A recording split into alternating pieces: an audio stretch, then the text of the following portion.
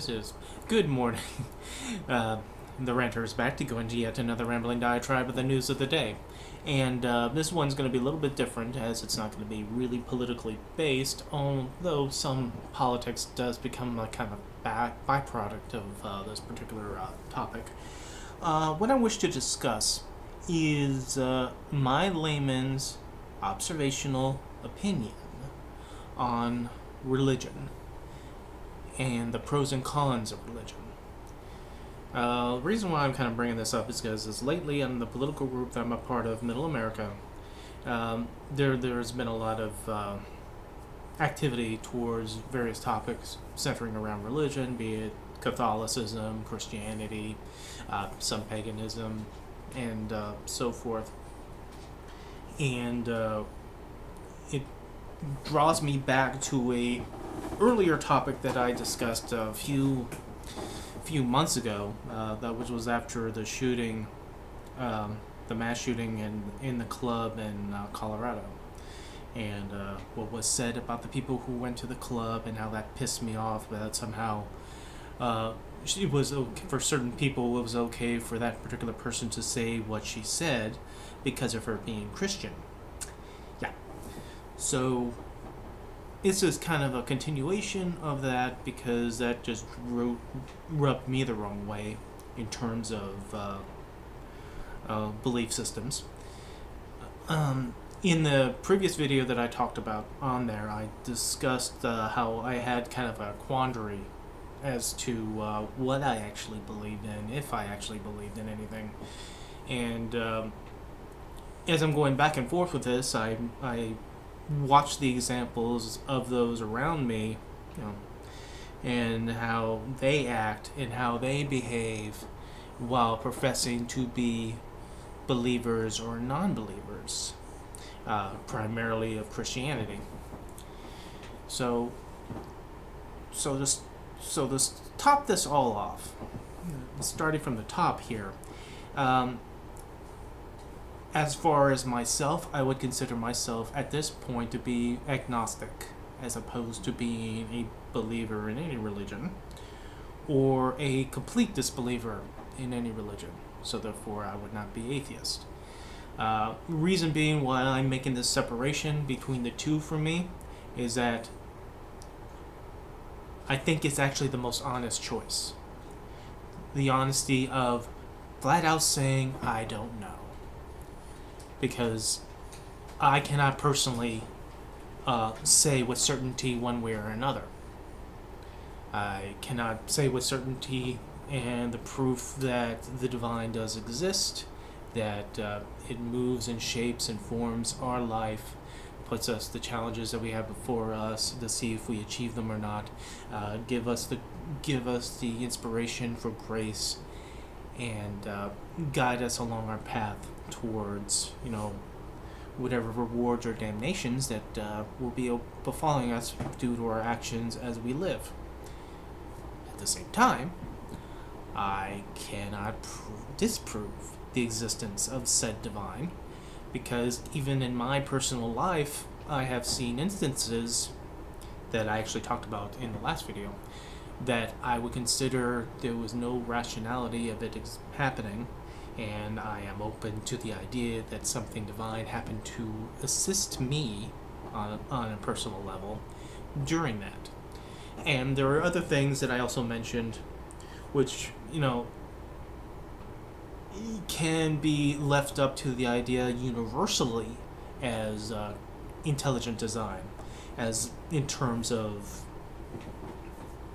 like I said, the universe, in terms of our own world. The mathematics alone of how the Earth became what it is, with its atmosphere, with its ability to produce enough viable, reusable oxygen for it to evolve life from. Life that first started out microscopic, then when you had seas, they existed in the sea.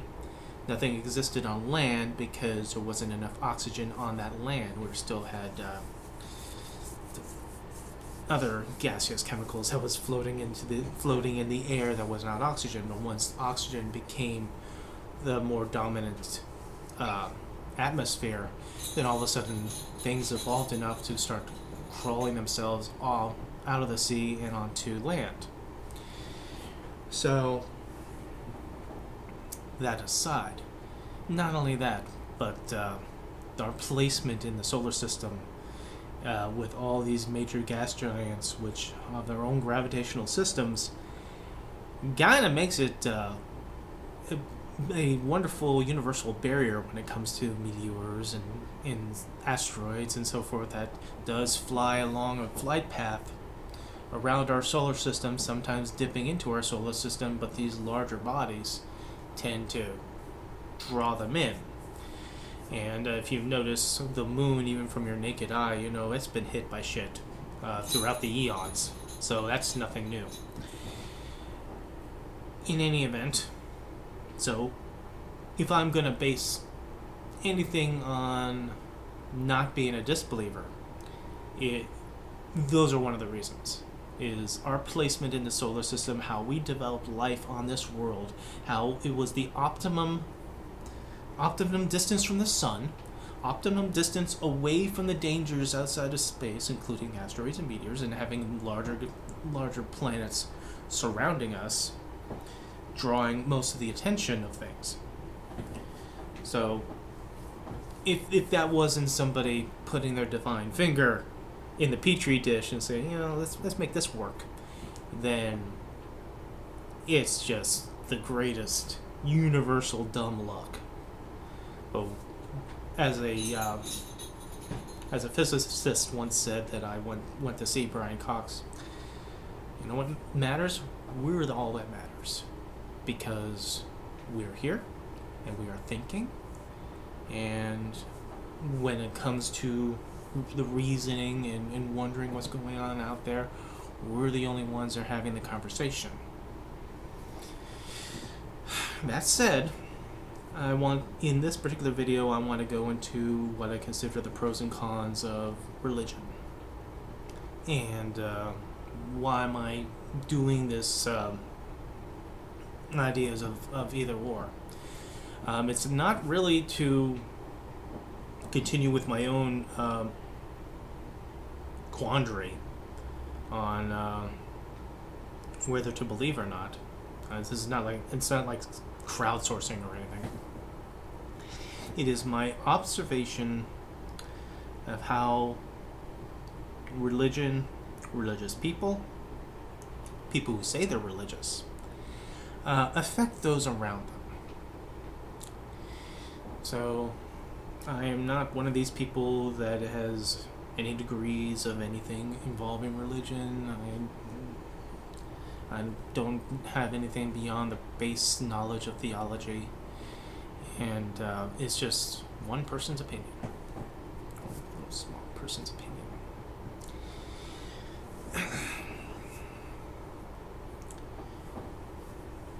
Let's start alphabetically with the cons.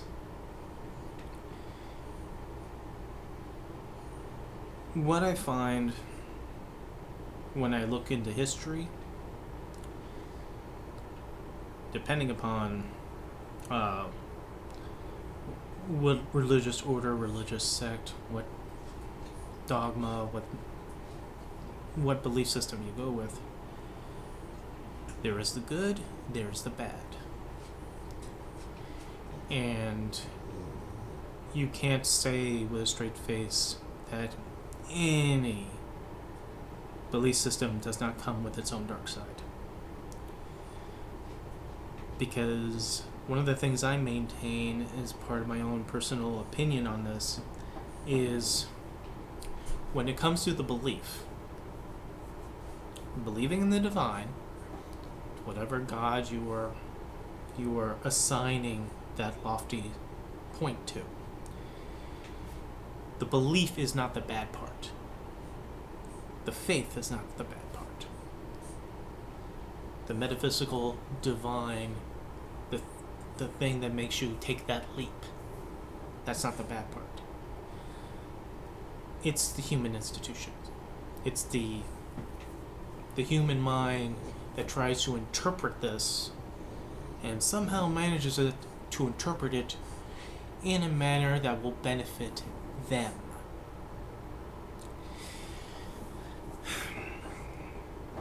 I come from a family that is based around Catholicism. My mother's Catholic and deeply Catholic. She never turned from the faith. My father's less so, and there's family reasons why we're not exactly all that much of a fan of the church, primarily the Catholic Church, but in a broader sense, because of the actions and opinions and the dogmatic judgments of that said church that levies consequences to people that, regardless of not that they ask forgiveness or not, well, it's just not in the cards now. You just sort of kind of did something, and that's the end of that. Even on their deathbeds.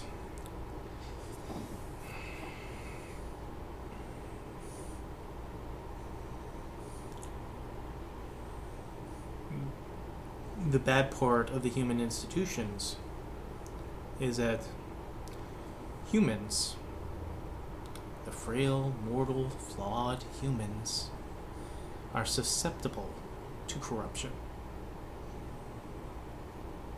To when they are offered as a matter of faith, power, and or money.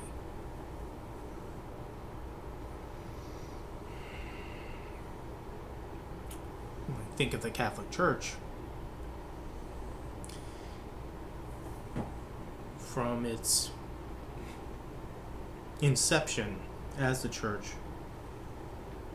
being finally accepted by the Roman Empire and geared into that thinking of the Roman Empire, the power and the influence of the church beyond the theological uplifting and enlightenment that is supposed to be, but becoming a political entity, not only in Rome, not only in the country of Italy of itself, but throughout the kingdoms of the Middle Ages before Protestant Reformation. You couldn't have a kingdom without a high-ranking official of the church sitting on the side listening, because any of these kings or queens doesn't want to lose the favor of the church and find themselves or their country excommunicated. So everyone has to be minding their P's and Q's. That's a lot of power. That's a lot of power that's addicting.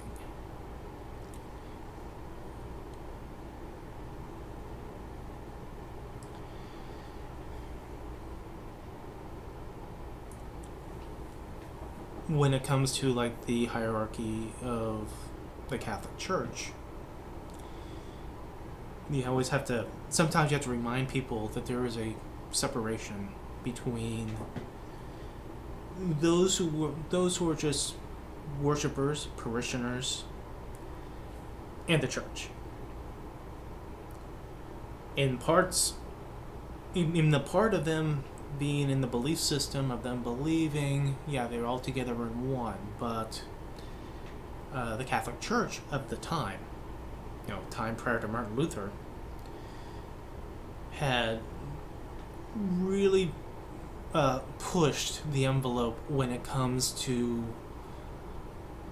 the straining to near abuse that they do to their own parishioners and to those that they deem to be heretical, because of their control over the faith on this planet.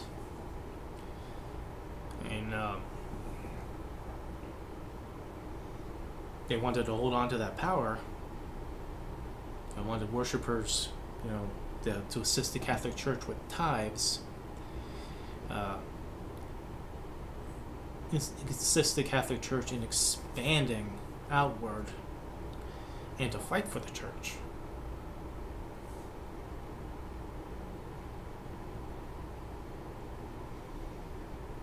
I mean, it may seem like I'm centering this on the Catholic Church because of not only just the family history, but because of actual world history involved, because the Catholic Church as an entity was the center significant aspect of Christianity up to the 15th century or so. But that's a lot of years, that's a lot of centuries. And that doesn't go away. That doesn't even go away centuries later. You know, it's still the predominant, religion globally for what is considered Christian. And then you have the Protestants and the separate denominations of the Protestants and all that other stuff, which, from my point of view, from the outsider's point of view, all of that is Christian. Because, between the pomp and circumstance, the rituals, the different clothing, the different robes, one of them's gold embroidered, some of them are, simple homespun. In the end, it's supposed to be about believing in God and believing in Jesus Christ. Alright, so there is a focus point for that, and it's not necessarily a bad one. But we'll get to the pros when we get to the pros.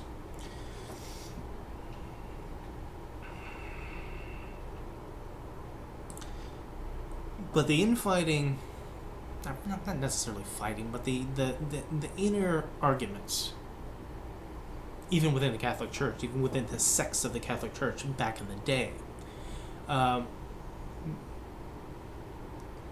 the arguments themselves tend to be ridiculous, but then when you broaden it out, it makes more sense why there's an issue.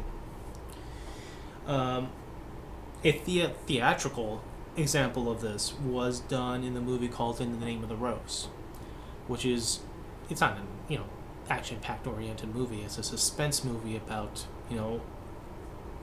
a death that happens at a Catholic monastery during the time of the Inquisition, starring Sean Connery and Christian Slater as two Franciscan monks. This movie does a very good job in a lot of details in terms of authenticity and showing the differences between the orders, even within the Catholic Church. Sean Connery and Christian Slater are Franciscan monks. The abbey itself is for the order of Benedictines. And they're there as part of a congregation of Franciscan monks to help the Franciscans, represent the Franciscans in a great debate that they're having with the papal state, which is the actual order of the Pope, that is being hosted by this Benedictine abbey in this monastery.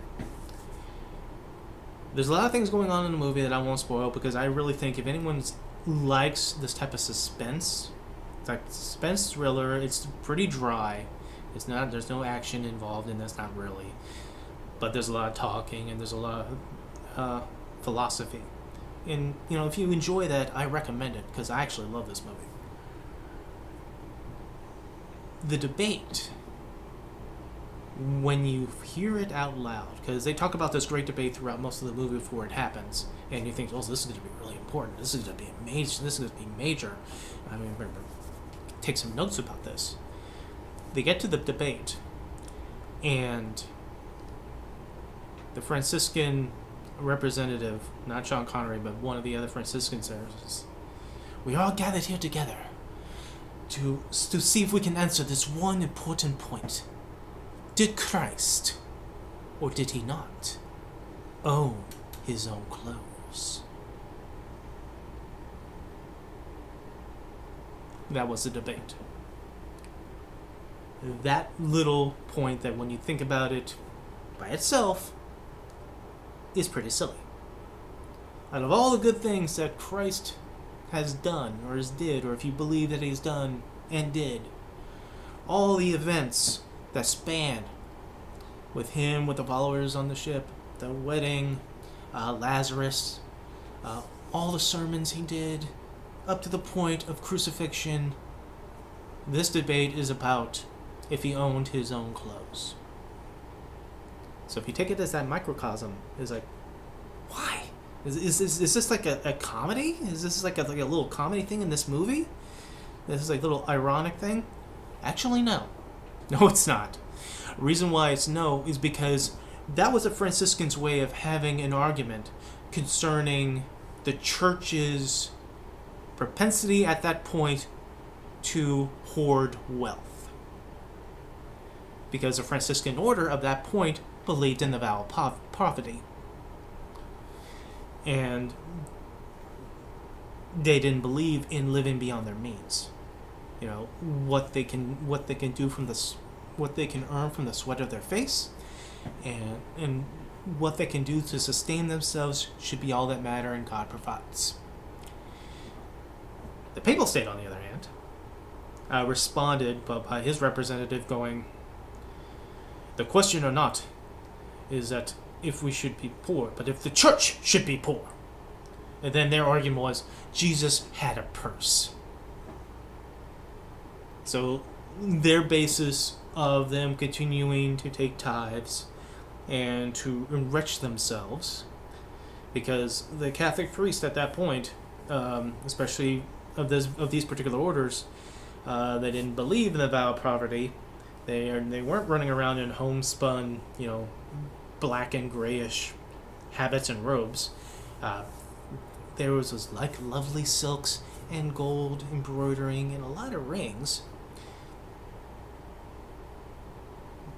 They're definitely more the Roman side of things, in terms of wanting to show that pomp and circumstance and how important they are. And not only from the point of view of that movie, but the point of view of a lot of things that was going on in the Catholic Church, which had people like Martin Luther question these things, which brought about the Protestant Reformations and the splitting of the faith, which then split further and further and further into the different denominations. But when you look at the things that Martin Luther wanted to reform, they are not unreasonable. I mean, again, as a layman, I'm not going to go into deep details of any of this, but maybe one of the ideas is that maybe they shouldn't have like the Bibles. First of all, have the Bibles provided for everybody, so people just don't have to go and get their dose of Sunday service from the one priest that's reading out of the Bible that's only written in Latin, so that only the priest and those noble actually knows what the hell is actually in the book, instead of him just sort of reading it, translating it down for the little folk. So one of those things alone, that would have probably kept the Catholic Church as the Catholic Church and no Protestant, denominations coming out of it. But no, because the Catholic Church wanted to keep that power. Because that power, not only religious power, but political power on a Eurocentric global level, where the Catholic Church is represented by all the kingdoms.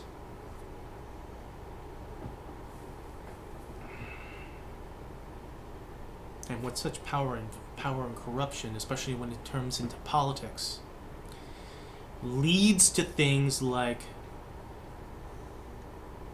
Pope Urban calling for a crusade when Jerusalem gets attacked. When Catholics are stirring up people to join the crusade, telling them that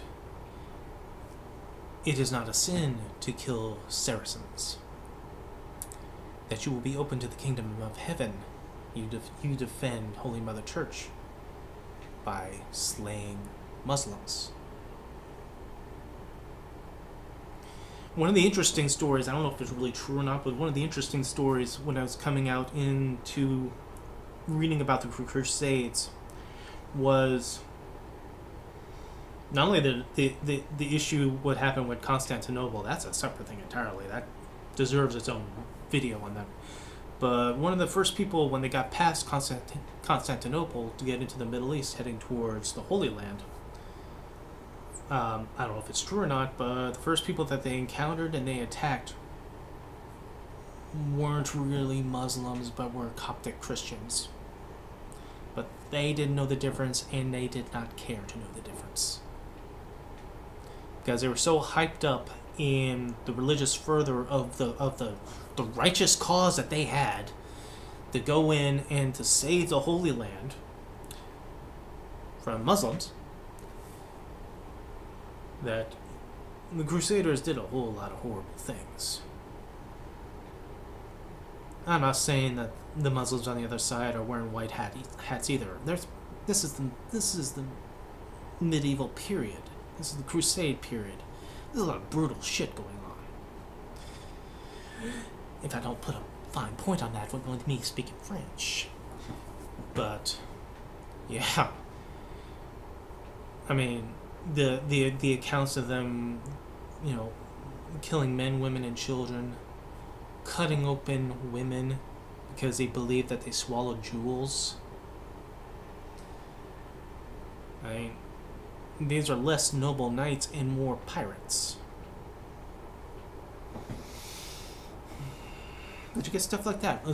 Stuff like that happens because of the political power and the political abuses that the church has, because it holds sway over the people, because religion is the opiate of the masses. And when they were holding all the cards, saying, well, you have to follow what we're doing because that is the way to your salvation, then you better follow what we say. Don't do as I do as I say. I can understand how that might rub people the wrong way. But again, there is a separation between the hierarchy and the worshippers. I mean, just because you're a Catholic-born person in a Catholic household, or you worshipped as a Catholic, does not mean that you that you were considered anything like those in the ivory tower. But that same kind of corruption and political, religious, spiritual, and actual abuse translates from the Crusades, translates to the Inquisition, to when it comes down to there's just a simple dogmatic closed-mindedness,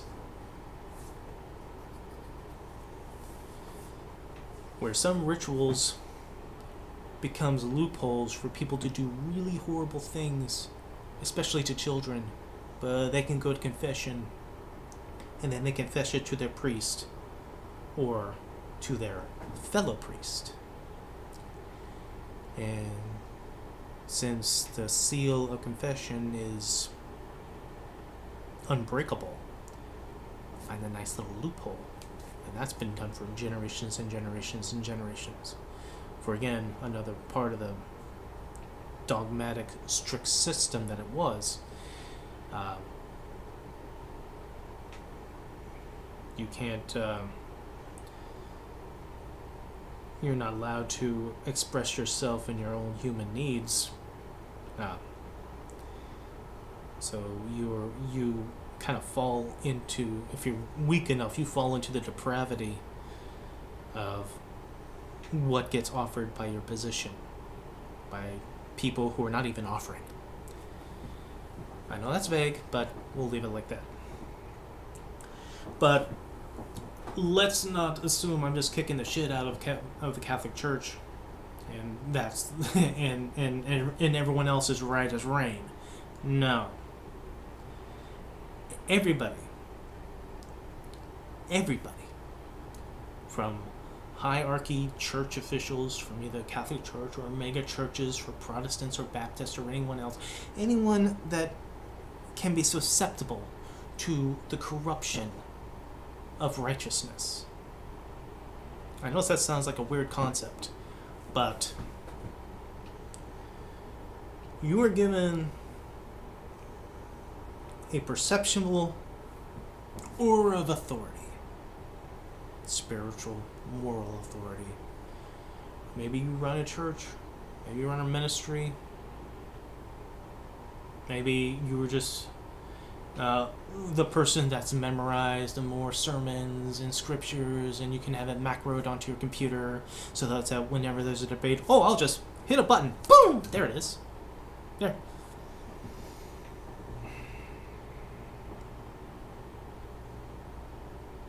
But when you're in those type of positions, you might tend to forget the point of those positions. You might tend to forget while you are administering to your flock that you are still human, and your humanity is the thing that will draw people in so they can be relatable for people to understand things.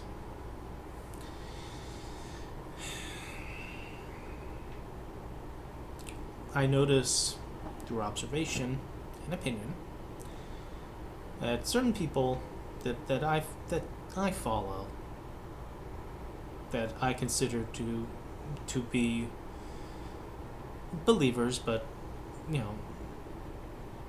have a very, very strong religious grasp of the information that they express.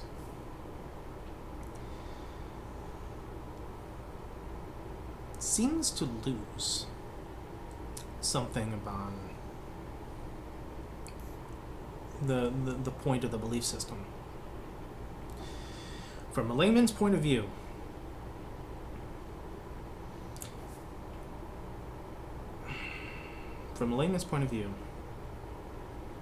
specifically Christianity, one of the basic things is the expression, belief of compassion and empathy.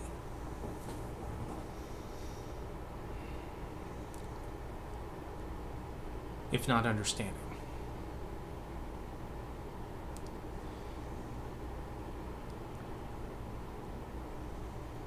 And what I've seen of people,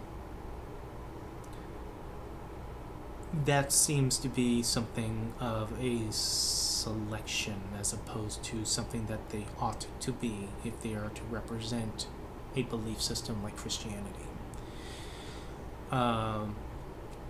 Behaviors that I've seen of certain people, certain religious people, doesn't lend to that being a virtue as opposed to something that you can, maybe today I'll project compassion and empathy, but others I'll just, To certain people,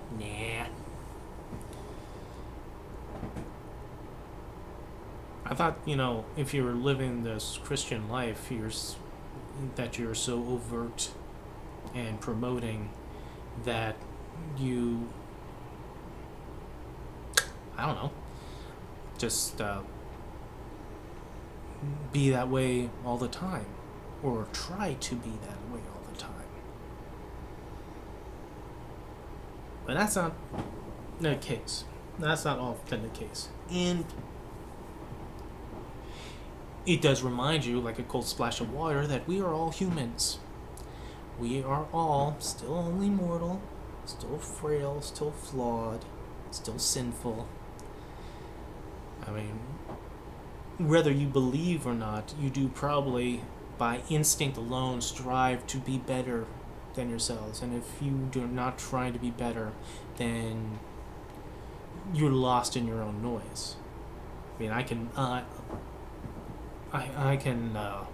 attest to that of my own proclivities and my own behaviors and so forth.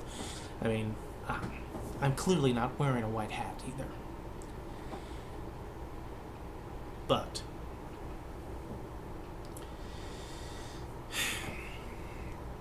I'm going to show an example, or I'm going to express an example of this. And hopefully, if I click away, this doesn't make this video go away, which means I will part 2 this, but this will get done. Anyway, so what am I discussing here? weeks and weeks and weeks and weeks ago, I had posted something of a personal observation done by the actor Woody Harrelson, as he was going through figuring out his own belief system and spirituality. What he said was, I was getting into theology and studying the roots of the Bible, but then I started to discover that the man-made nature of it. I started seeing things that made me ask, is God really speaking through this instrument? My eyes opened to the reality of the Bible being just a document to control people. That is what he said. Now that is his own personal opinion. He's not, stumbling into somebody's house and saying your Bible is a lie. Stop believing in this. He's just showing from his own experience what he was personally observing for himself. Is there any credence to that? I don't know. I mean, observationally speaking, every holy document, however inspired it may be, is still written by a human hand. But a person that of this particular form that I share in, when he was asked his thoughts, because he's a very religious person, he says, it's Woody Harrelson's opinion. I don't really find it compelling enough to respond to.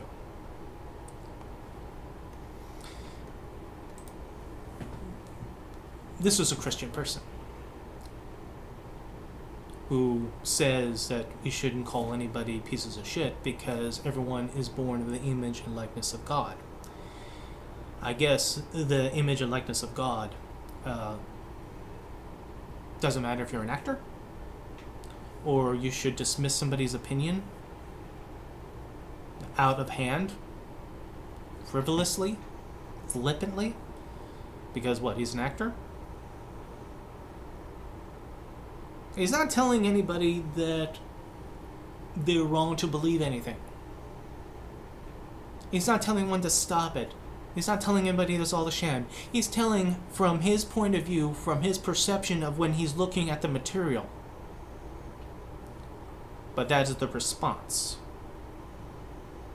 of a compassionate and empathetic person that believes. When I say that the problem with religion is not the faith, but it's the human institution, these are one of the examples.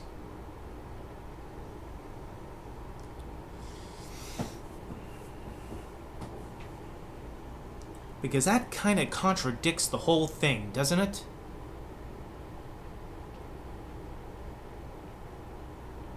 Is that type of response supposed to draw you in?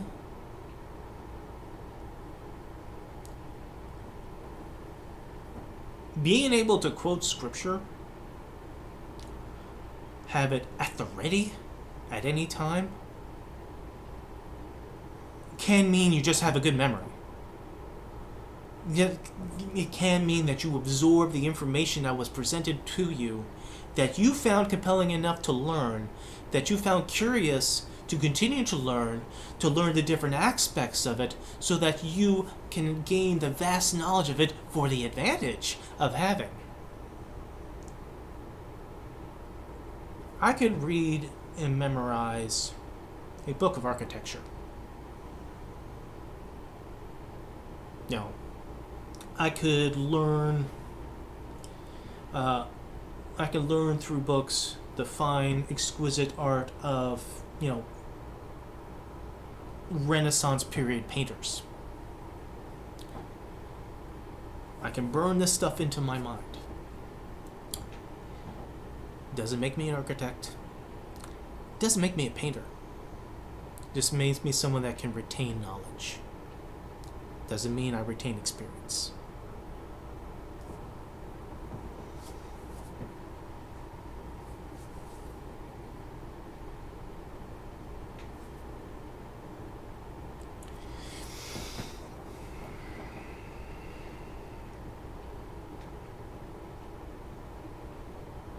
it's funny when you run into these type of contradictions, especially in people.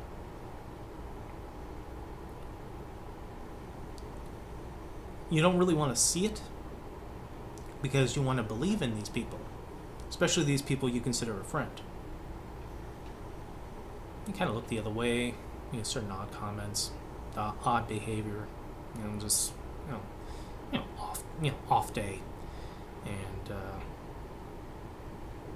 but after a while, then you start detecting a pattern,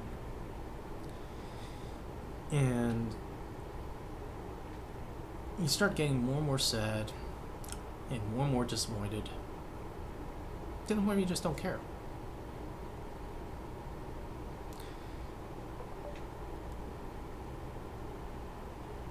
The faith is better than that. And I'm not necessarily saying that the person that is my example of this is bad. It's just that there's a lot of hypocrisy involved in this, which, in a free speech environment, you should be able to point out.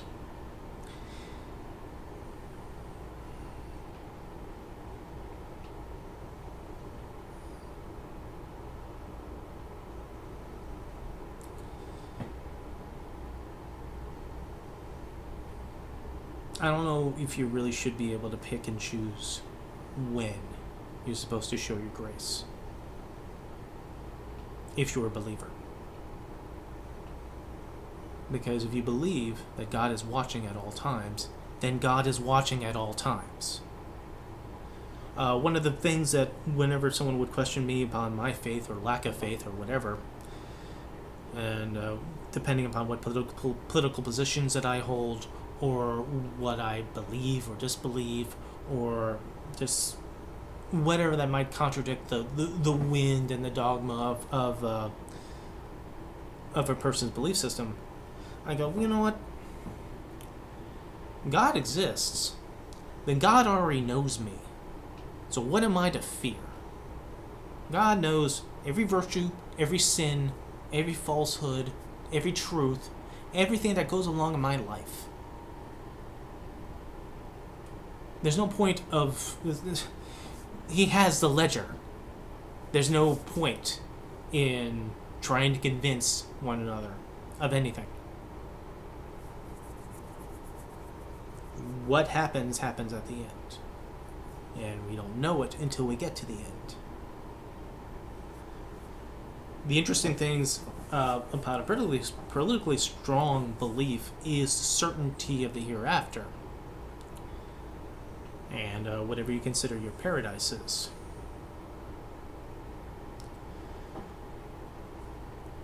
I've watched this movie and I like it, but it's tough.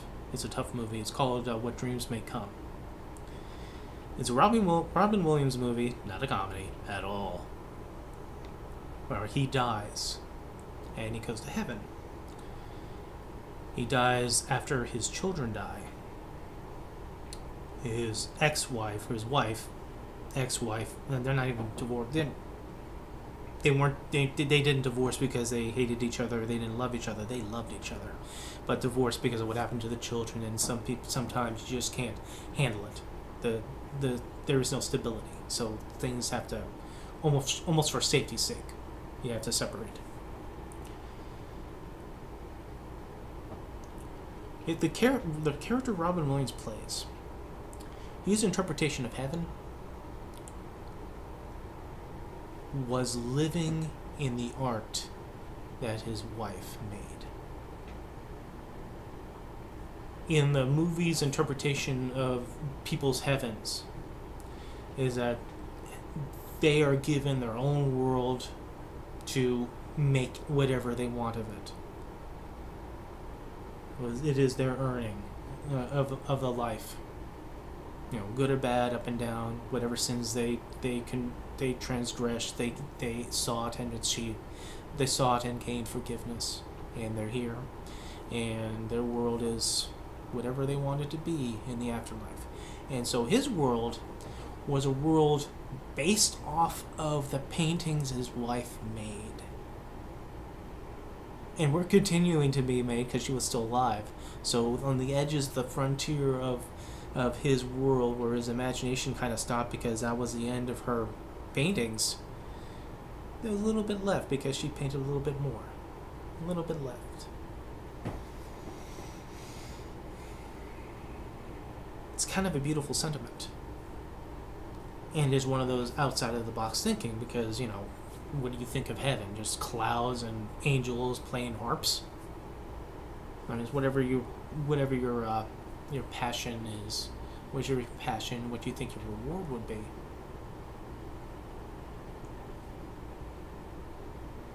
But the movie gets really, really tough because there's a lot of subject matter in it. I mean, there are parts of it of him going to hell to retrieve his wife because his wife committed suicide after his death. So he wanted to retrieve her from hell.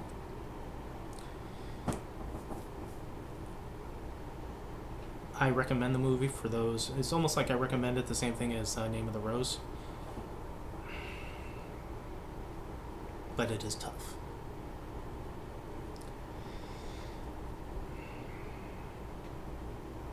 Everyone has their own individual aspects or mind's eye of what the beyond is. I mean, it's the atheist version is pretty grim if you just shut it off. That's scary. That's a scary notion to, like, all of our existence is this. Make it as much as you will because it's not gonna matter. Maybe people are so striving to make names for themselves so they can be remembered, because that is the only way your legacy happens, is that if you are remembered beyond this point.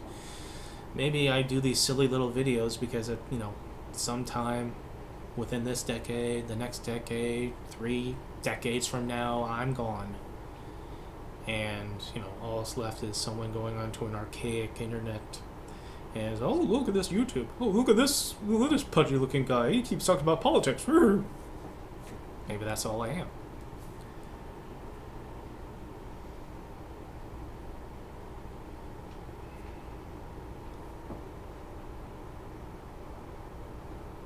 I think you can tell interpret through somebody's words and phrasing on, especially in their belief system, what they think they are in the pecking order of things, and that probably assists in the opinion that they express or how they behave towards other people. If you think that you are assured into going to heaven, even though you have such a long life continue in your life to live, then maybe you drop the pretenses of those Christian values like compassion and empathy. Hey, I'm already in. Why do I have to keep pretending?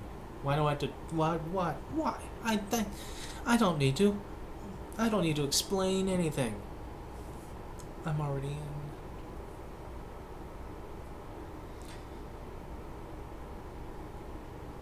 What keeps me from being someone that jumps into religion, especially community religion, is human institutions, human behavior, human representations of their faith. You can know everything from page 1 to page end of all the Gospels according to all the apostles. Know from the New Testament to the Old Testament, the King James Version. You could be friends with the Gideons. But if you come off like you're not practicing what you preach in terms of the basic human emotion, the human interactions with people, and regardless of all that stuff that you could be promoting could be true, that could very well be true, who wants to listen to an asshole?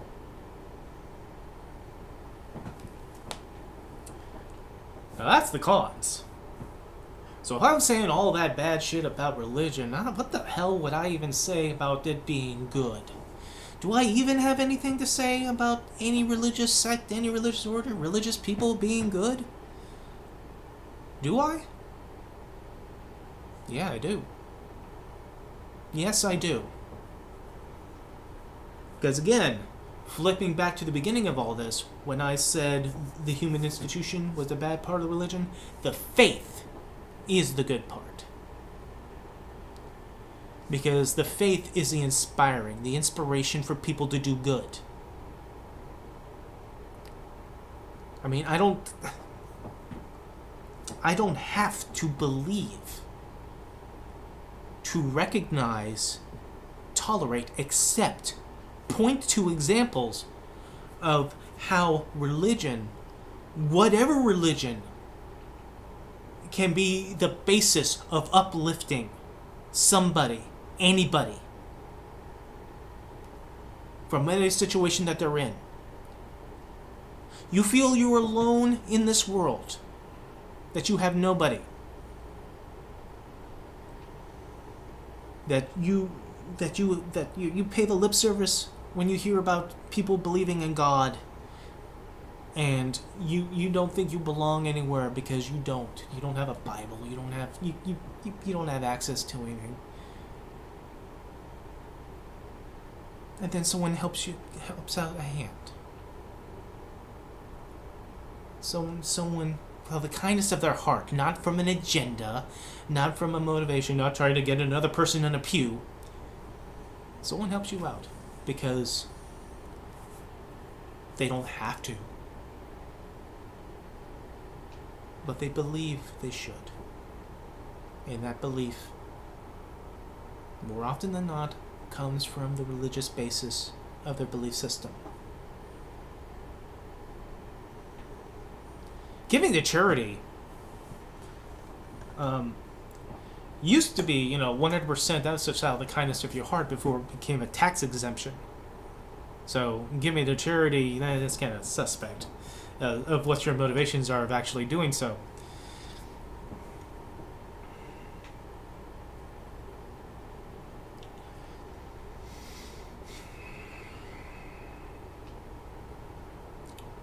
It's the manner of you wanting to do good works to help people and not do it because you're trying to score brownie points, and not because you're trying to secure the seat on the divine plane that will take you to heaven.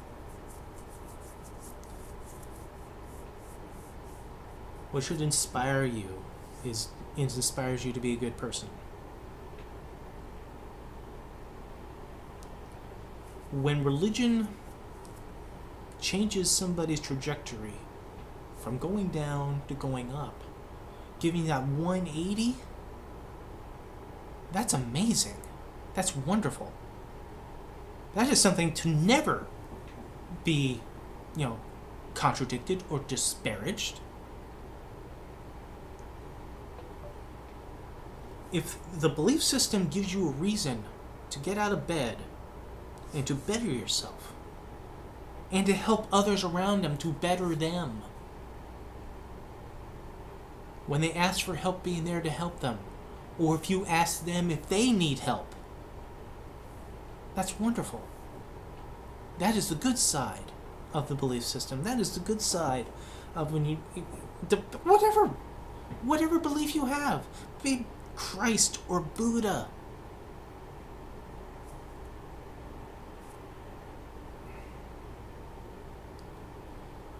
Lumping any negativity on everything involved in religion, of any religion, it's just it's just putting the blinders on to the good, potential, capable things that happen and do happen.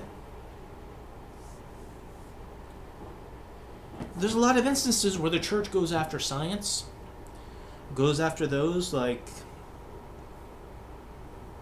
goes after the concepts of people like Copernicus, those who through their theories questioned what they considered as questioning their doctrine. And you think, oh, you go with that. going after Copernicus, going after Sir Isaac Newton, over gravity. And he says, oh, well, the church is just completely, for generations and generations, for centuries, for millennia, it's just so anti-science. No, it's not. Churches, at the time, be it Christian churches, be it mosques, be it temples, were also the centers of education and learning and understanding.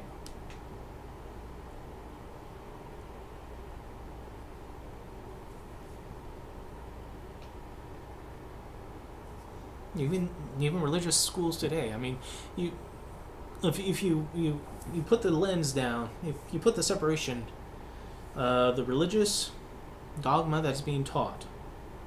Well, how do they teach that religious dogma without teaching people how to read, how to learn math, how to understand, how to interpret? These are all good things. Whether you believe the religious aspects or not, there's the benefit of happening that is happening right here in the actual education that can be used not only spiritually but secularly. That's being done in these churches, in these mosques, in these temples, or shrines, or ashrams.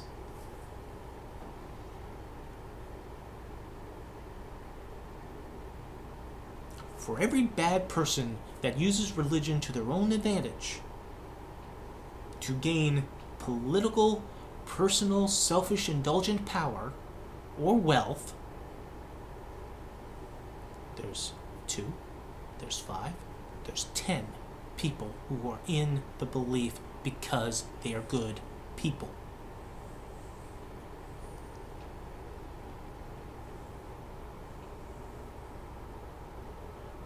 They don't try to bribe people into converting to their way of thinking. They will sit down with you and say, "Hi, how are you?"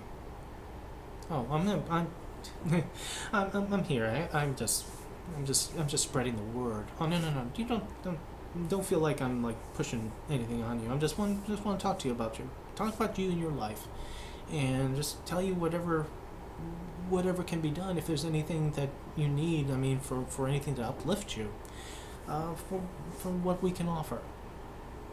It's absolutely open door. Yes or no. There's no don't worries about it. We're always open. And if not, peace be unto you. Part ways." That's good people.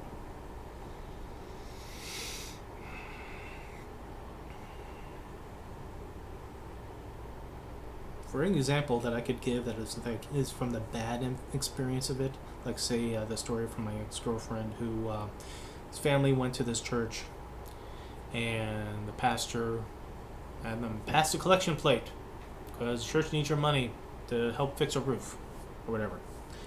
Turns out that money went for the pastor to buy himself a new car so he can give his old little jalopy to his assistant. So I don't know why he didn't want to be honest about that, because shouldn't you say that, "I need your dollars so I can have a new Trans Am"? I don't know is better than yes, because if I don't really know and I say yes, and I'm lying. And if there is a God, I don't think he would want me to lie about something like that.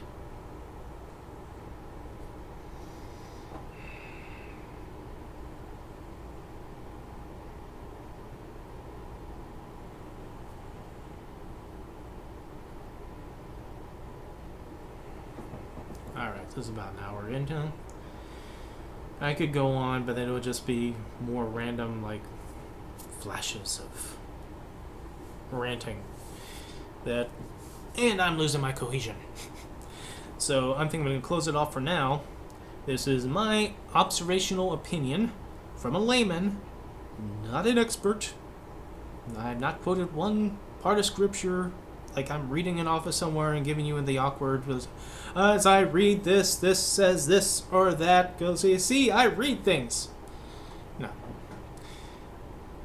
I'm just being me on this. If you disbelieve, you don't think there's a God out there, it's all made up, it's all bullshit, I can understand that. I can respect that. If you absolutely, totally believe that there's a divinity that shapes your ends, that everything that came in your life, good and bad, came for a reason because that brought you to this spot. I accept that and I respect that. I'm not going to dissuade you to disbelieve. Nor that I would tell someone who disbelieves that they should believe, that they're wrong. I won't tell them they're wrong. I won't tell them you're wrong. I won't tell you you're wrong. And I won't allow anyone, one way or the other, to tell me that I'm wrong.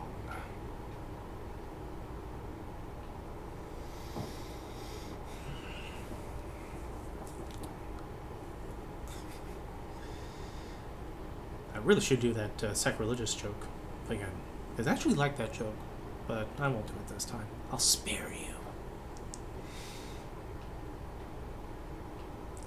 The Ranter rants. Because the urge to rant is rising, and there will be videos of me going on to politics, because God knows there's plenty of things that are going on that I could be talking about. I mean, Trump's impending another indictment, Marjorie Taylor Greene's wanting to score so many brownie points in their crusade against Hunter Biden that she puts up revenge fucking porn on the floor of the fucking House of Representatives. Or the border. Oh, I was so tempted to just go into the border before I did this one. But I wanted to get this out of the way before we talk about, the border. This horrible, the horrible invading migrants that are coming. So we better put out fucking razor wire, spiked buoys, and throw children back into the river when they try swimming over. Oh, by the way, some of the children drowned. People were cut up by the buoys. A pregnant woman was miscarrying while being slashed up by razor wire. So yeah, I will get into that soon. I'll talk to you later.